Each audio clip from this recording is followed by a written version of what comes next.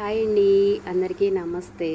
ఇంట్లో ఎన్ని పనులున్నా పొద్దున్నే ఈ హడావుడైతే తప్పదనమాట. ఇంట్లో ఎంతమంది ఉన్నా కూడా నా పని నాకే ఉంటుంది.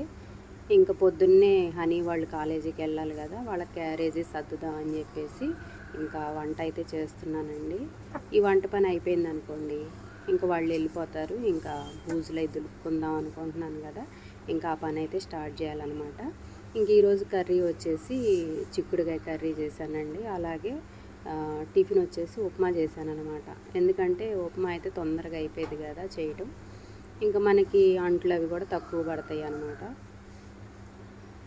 ఇంకా మనకి ఇంట్లో పనిని బట్టి మనం ఈజీగా అయ్యేదే చేసుకోవాలి.